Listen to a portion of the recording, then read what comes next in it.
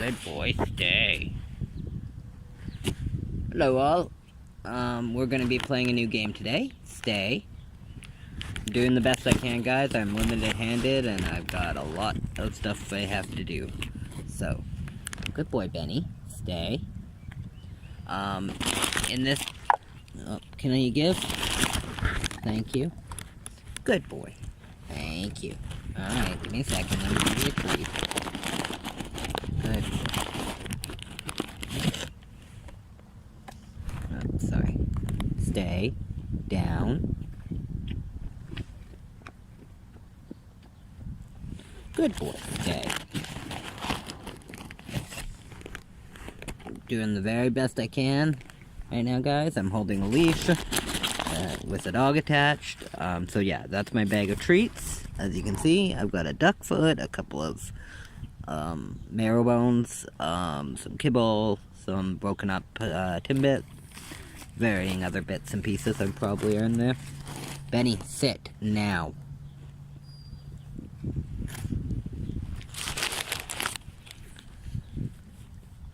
Thank you. Stay. Good boy. Down. Stay. So, anyways, so we have that bag of treats. And we have Benny on his leash. And of course, you're obviously with us. Good boy, stay, Benny. And we're playing a wonderful new game. Well, it's not really a new game. It's a new game for you guys. But Benny is by far quite familiar with this game and very practiced and skilled, so he'll have very little trouble with it. However, I'm going to show you both a beginner and a advanced version of the game.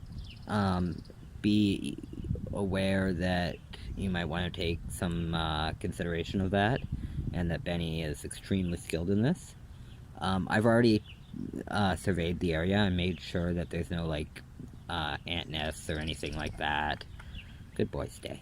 Or anything that would harm him or that will go after the food once I've put it out. There's some birds, but that's about it. I don't think there should be any issues. Yeah, be aware. I've already made sure that there's nothing in the area that I wouldn't want him to consume. Like that could be dangerous or something, so once you've done that and you're prepared to play the game with the dog, stay, Benny.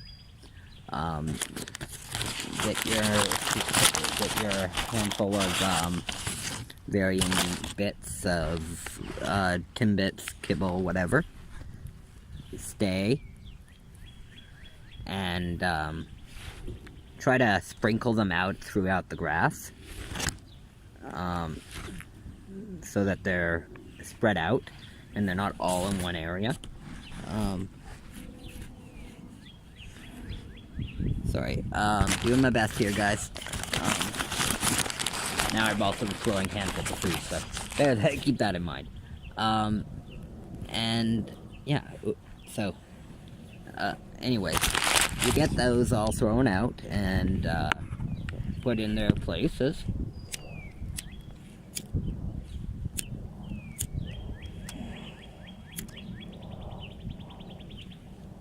Good boy, Ben. And then you, now that you've got them out and the game is ready, you release the dog when you're ready to do so. Benny, sit. Good boy, stay. Alright, go get it, take it. And Benny is gonna go and search for every last little piece of food that I just threw out there. He knows this game, so he's pretty familiar with it. You may need to prime the dog and give them hints and to what you're expecting from this. But if you use things that they understand are food, they shouldn't have too much difficulty with it. Try just putting a few out in their eyesight and letting them get those, and then you can kind of slowly step up to increasingly higher and harder levels. Benny is basically sniffing and searching for them by scent.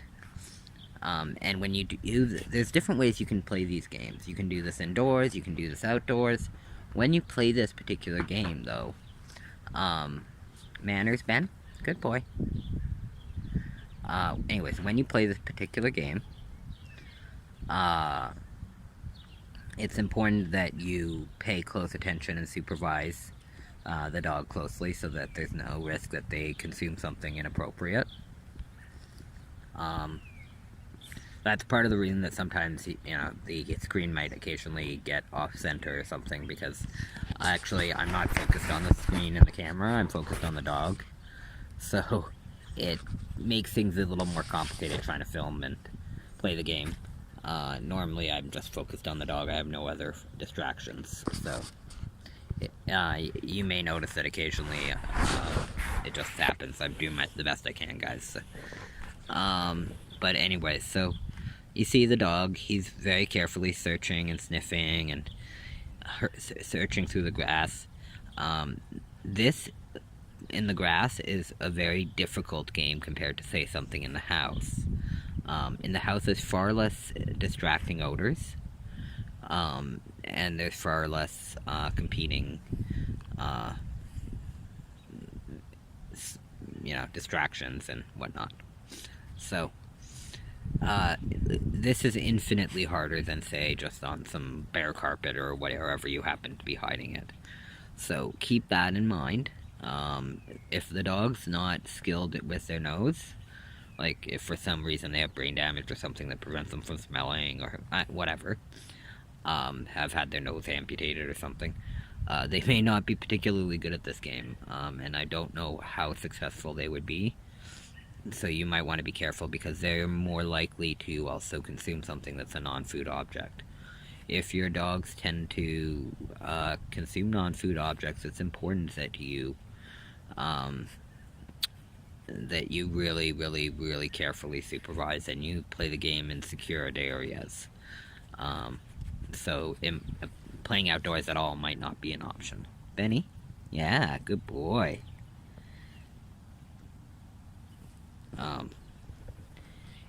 The worst thing you might also want to be aware of is insects, so you don't want to put a pile of food by an ant's nest or something, and then have the dog go to get the food and then get swarmed by ants or whatever insects are there. Even worse would be wasps, or, of course, there's also danger because they're of grass. Mosquitoes like to hang out in grass, so you gotta really be vigilant about that, and consider what is the relative risk of mosquitoes in this particular grass you're wanting to be in. If it is a heavy mosquito population, unlike this area happens to be very low mosquito population, and there's a lot of community-wide programs in place in this area to control mosquito populations. So there's very few mosquitoes to begin with. I happen to know that this particular area is very heavily drained. There's really decent drainage in the area.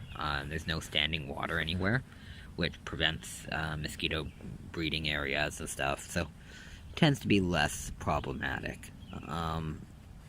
But yes, you gotta be cognizant. If there are mosquitoes in the area you want to be in, you're gonna need to either be using an active repellent that's safe on animals.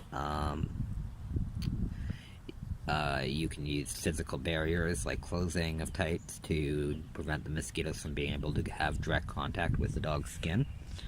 And the barriers are actually very effective for dogs, but many mosquitoes will just target the areas. Quiet and stay. Good boy. Will just target the areas that are uncovered. So if there are uncovered areas, which tend to be the reality with having animals, then you have to have some kind of chemical repellent or some other measure to prevent the mosquitoes from being able to be in their presence. Benny, there's varying monthly preventions that you can use for some of the diseases, but not all of them. I have a, Benny, thank you, good boy. Just reminding him of the play area. He knows what this all means, so. But yeah, I'm not a huge fan of using the monthly disease preventions, but I do use them in high risk areas, even medium risk areas. In low risk areas, I'd rather use a targeted approach of when he's going to be exposed to things that, to situations where he might be bit by mosquitoes or whatever, fleas, ticks, whatever. I have a permethrin bandana and a permethrin jacket that he can wear, that has recently applied in appropriate strengths and quantities active permethrin to its exterior. Now, unless you have really strong background in chemistry and lab safety and common sense and all of these varying pieces, canine health, human health, etc., I don't recommend you necessarily do this. It's just necessarily what I do.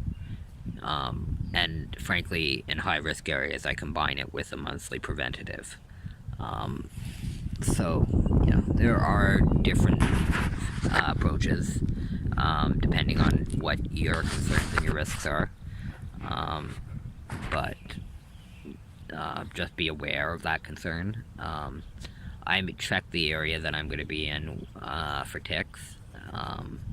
If I see ticks, I don't bring the dog into the area. And regardless, when he's finished being in one of these kind of areas where there could be ticks, where there's a potential for ticks to be, I always carefully search him and check him clearly for any kind of insects or problematic pest activity. Manners. So, yeah, I'm constantly vigilant about those kind of things. The best approach for things like ticks and similar creatures, pests, would be, in my opinion, Benny, manners. The hands-on approach of getting your hands on and just feeling around every square millimeter of the dog's body. You should know intimately exactly what your dog's body feels like, and what is normal, and what is their usual physical appearance. And hey Ben, what's it? Yeah, is that good? Yeah. You all done?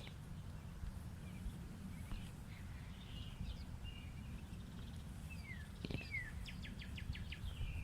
He's pretty good at checking. If there's anything left, he'll find it and he'll catch it. He knows what scent he's searching for. He knows what the potential options are, and he's very acutely aware of exactly where, if any, there are any pieces left. It's more about him communicating clearly to me that he's said, I'm done, I've cleared it. Yeah, so, manners, good boy, Benny. Yeah, I pay close attention, and I check his body every few hours in these kind of environments, and when we leave, at least once a day, I have my hands all over his body, and I know exactly what I should expect from his body and what it's going to do and what it should feel like, and where there should be bumps and lumps and where there shouldn't be anything. And I make sure that there's never any possibility.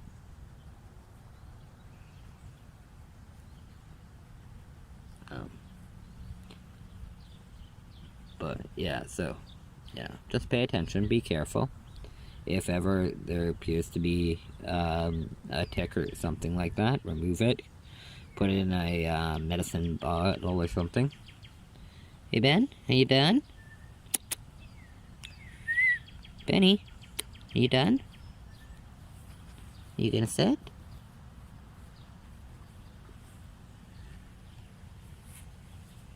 Thank you. Stay. Good boy. Is that good? Yeah? Alright. So, shall we throw another bit of food? An easier version of this game, and what you saw a little bit of at the beginning, I'll do a quick one of this here. Where it's visible, it's very easy for them to see and recognize that there's something there. Go. Good boy. But like I said, this is a really very, very simple version of the game, and a way you can practice at the beginning to get your dog used to the concept of this game, and get them to spend more time eating as opposed to just gulping down everything in a few seconds. And when they take it one piece at a time like this, they actually tend to chew it more. They tend to, I mean, assuming there's something to chew. Obviously, the piece of the Timbit, there's really nothing to chew. It's just lick and, ooh, taste of Timbit. So, but nonetheless, it has value. I mean, it's a quick little few 30 seconds to a minute game. Depends on the dog and how much is put out and whatnot. But it really slows down how fast the dog eats, and ensures that they don't just consume a huge amount of air while they're eating, and reduce their risk of bloat and of getting crazy at dinner time, learning to be just cool and doesn't matter the circumstance. We've got a dog coming, so Benny, come here. Look at me. Thank you. Sit. Down. Stay. Quiet. Good boy, stay. I know. I know, you can dream, goof. Yeah, you're a good boy, stay. I know, it's such a hard life, eh? Eh? Such a hard life.